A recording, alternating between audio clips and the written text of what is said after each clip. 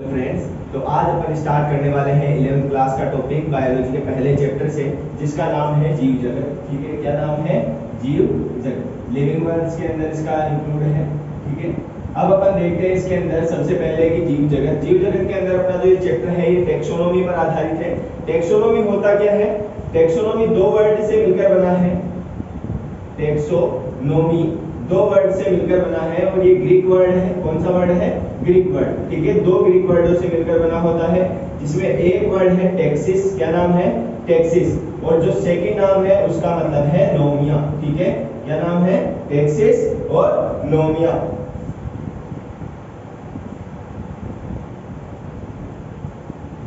तो टेक्सिस का मतलब होता है व्यवस्थित। ठीक है, टेक्सिस का क्या मतलब होता है? व्यवस्थित। और वही बात करें नोमिया की, तो नोमिया का मतलब होता है वितरण। तो अपना टेक्सोनोमी जो वर्ड है उसका मतलब क्या हुआ?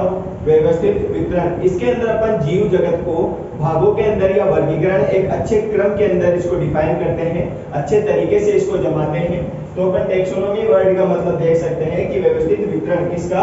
जीव जगत का। जीव सभी सजीवों का एक व्यवस्थित वितरण टेक्सोनोमी के द्वारा रखा जाता है। टेक्सोनोमी जो वर्ड है वो एपीडे कैंडोले ने दिया था। किसने दिया था? ए पी डी कैंडोले ने।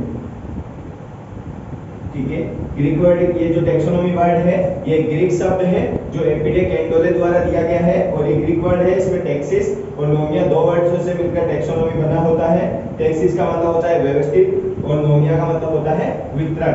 आई होप आपको समझ में आ रहा होगा। वो हमारे आरटीसी धाम चैनल पे और भी ऐसी क्लासें अपलोड होती रहेगी। अपना जो आज का सेशन वो 11th क्लास से first chapter biology first chapter जीव जगत से लिया गया है। अपन regular by one chapter step by step chapter अपन कवर करते रहेंगे और मैं आशा करता हूं कि आप सभी को समझ में आ रहा होगा। तो अपन आगे चलते हैं।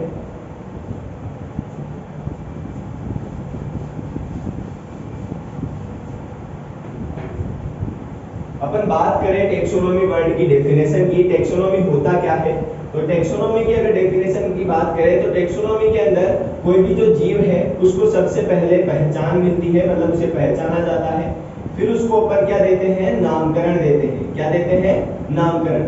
और नामकरण के बाद में अपन उसका क्या करते हैं? वर्गीकरण करते हैं। क्या करते हैं? वर्गीकरण। ठीक है, तो टेक्सोनोमी जो वर्ड है उसकी डेफिनेशन क्या होगी कि कोई भी जीव है उसकी पहचान कर उसको नामकरण देना और उसका एक वर्गीकरण में जमाना क्या कहलाता है? टेक्सोनोमी कहलाता है। इस लिंक की अगर ये जो मैं पढ़ा रहा हूँ इसके नोट चाहिए तो आप कमेंट सेक्शन के अंदर बता सकते हैं। हम आपको हमारे टेलीग्राम चैनल के द्वारा ये पीडीएफ इसकी सेंड कर देंगे। तो टेक्सोनोमी वर्ड की डेफिनेशन क्या होगी? कोई जीव है उसकी पहचान कर नामकरण देना और उसका वर्गीकरण करना। टेक्सोनोमी जो वर्ड है वो किसने दिया था? एपीडे कैंडोले ने दिया था। किसने दिया था? एपीडे कैंडोले ने। और ये दो वर्डों से मिलकर बना होता है। पहला कौन सा है? टेक्सिस और दूसरा कौन सा है? नोमिया। तो टेक्सिस और नोमिया मिलकर टेक्सोनोमी वर्ड बनता है। टेक्सोनोमी, टेक्सिस का मतलब क्या है? व्यवस्थित। क्या है? व्यवस्थित। और वही बात करें नोमिया की, तो नोमिया का मतलब क्या होता है? वितरण। क्या होता है? वितरण।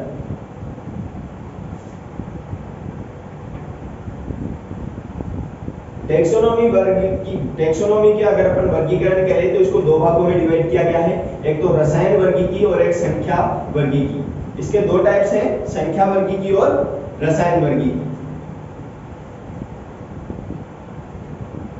अब अपन सबसे पहले इसकी मेन जो अपना चैप्टर बेस है नामकरण पे उसकी बात करते हैं। तो नामकरण के लिए अनेक प्रकार से पद्धतियां प्रचलित हैं, जिसमें सबसे जो सर्वमान्य सार्वभौमिक बोले, यूनिवर्सल बोले तो एक नामकरण पद्धति आती है जिसका नाम है द्विनाम पद्धति। क्या नाम है? द्विनाम पद्धति। और ये जो द्विनाम पद्धति है वो महान वैज्ञानिक कैरोलस लीनियस के द्वारा प्रतिपादित है। किसके द्वारा? कैरोलस लीनियस के द्वारा।